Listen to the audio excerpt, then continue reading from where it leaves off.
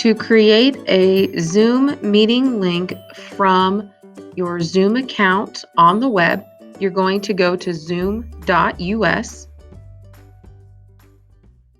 Once you get into your account and log into your account, it should be your school email and then the password that you created.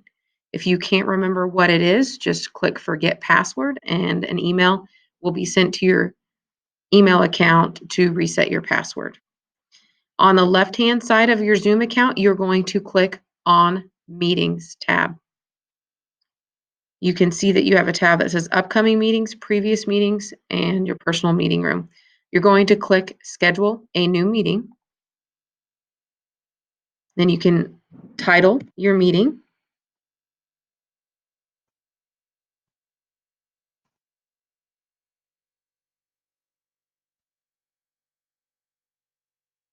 Add a description if you want.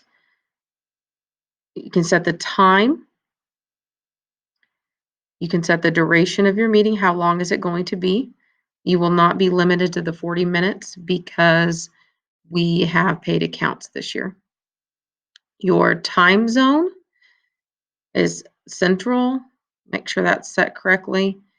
If you are doing a reoccurring meeting, click next to that.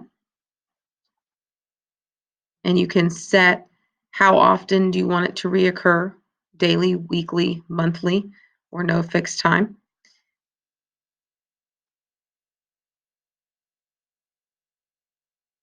Meeting ID, security, the passcode. You can go ahead and use this. If you want, you could change it to something simple, maybe like your last name and then 475. If you notice right next to the passcode, there is a waiting room button. This is required to have on your account, so you can't change this at all. The video, you can show that the video will be on when they enter the meeting, or it can be off when they enter the meeting and then be turned on once they get in. The audio, you could allow for both computer audio or telephone audio. Meeting options, we notice the enable to join before host is locked on our accounts. This allows for a level of safety, then students can't enter your Zoom meeting before you do. Mute participants upon entry, so you can choose to have that clicked or not. Only authenticated users can join. This is locked, and so all of your meetings will be using this setting.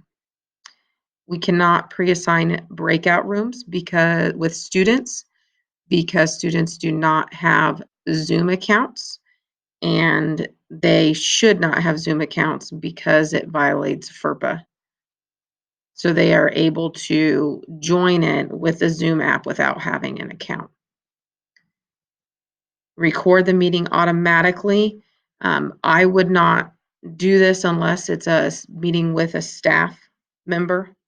Alternate hosts, you can add in alternate hosts. So you could have another teacher at your grade level, or maybe the SPED teacher that works with students in your class, or ELL could host a meeting. This would be especially helpful if you are doing breakout rooms. Then once you've created your meeting, you hit save.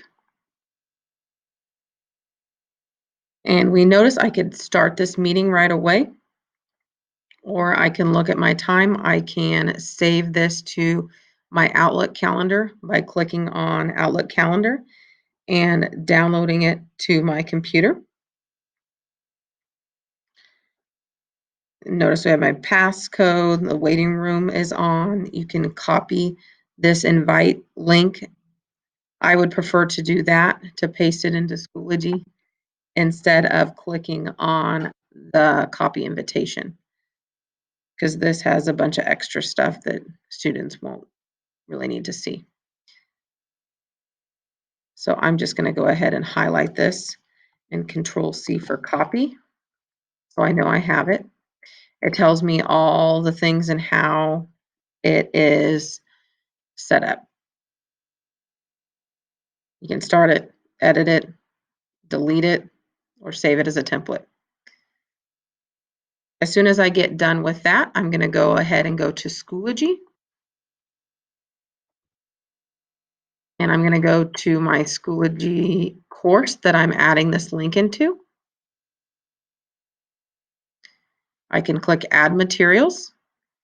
I can add a file or link, or maybe I'm adding it to a page that has some more directions. I'm going to go ahead and click Add to Page, and then type in my link. So maybe this was for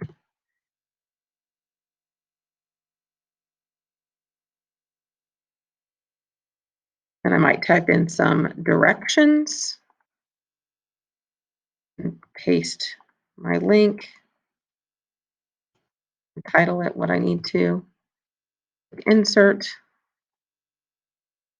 and type in my directions that I want them to have. Maybe they need to have something ready for the meeting, that type of thing, something ready to discuss. You would write that there. If you want your page to be displayed, so for it to show up without having the students having to click on it, you would click on this little, almost looks like a newspaper. Create.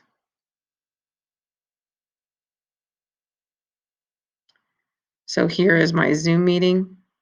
So notice I have to click on it to be able to see my link that I put in there. One of the nice things about Schoology is that you can, if I clicked on it and I hit edit, I could individually assign that page. So I could assign it to a specific student that's in my course. I could type in their name, click on them, and then they would be the only people that could see that meeting. So I could do it to a group that I've set up in Schoology, or I could do it to an individual student.